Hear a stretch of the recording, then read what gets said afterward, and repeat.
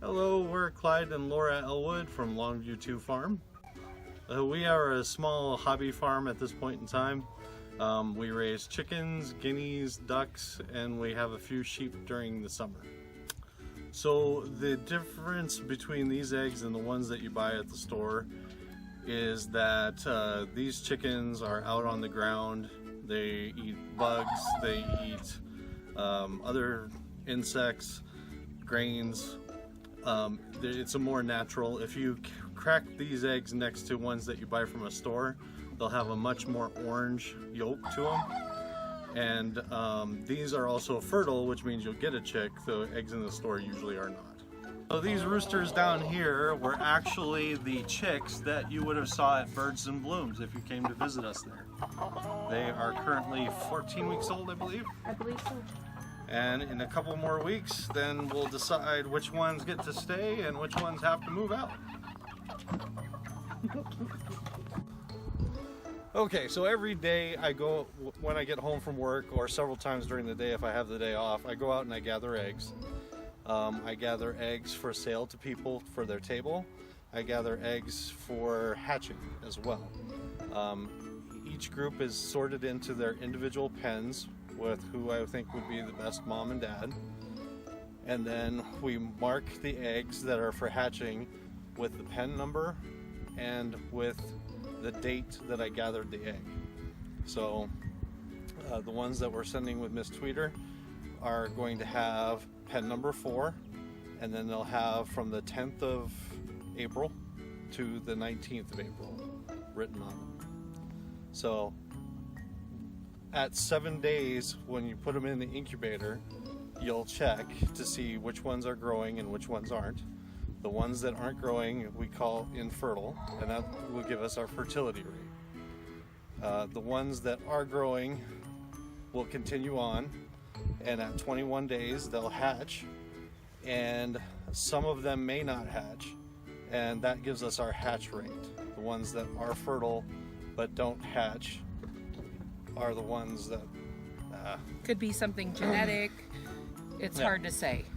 Every egg won't hatch, but we do get a rather high hatch rate once we get past that fertility problem. And when it comes to hatch rates and fertility, fertility is totally dependent on the rooster. Hatch rates are almost totally dependent on the hens. So when you first get the eggs home, and this is any hatching eggs that you get, you want to let them set for a while. When they get jostled around in the car, they don't just want to turn around and grow. They want to rest for a minute. In Ms. Tweeter's case, we'd want to do 24 hours. If you were getting them from somewhere else in the country where they're coming through the mail, you'd want to leave them rest for at least 48. Well, when the chicks are hatched and you're done with your learning, they'll come right back here. They spend 2 weeks in our brooder room all together. And then at 2 weeks of age, we do our best to separate them, boys and girls.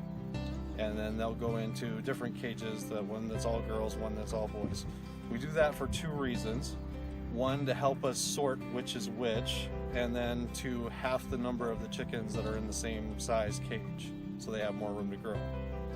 At 5 weeks of age, they will get a vaccine. We are vaccinating for Coryza virus because we've had some problems with that. And once they get vaccinated, then they come out here to the grow pens.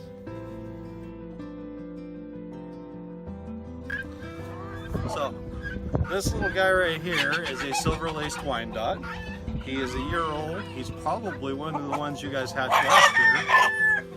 And he's hanging out. Now, breed is Wyandotte, and the breed is the form of the animal. So if you have a dog, a Chihuahua is different from a German Shepherd, the same way for us. So Wyandotte is different from the Leghorn.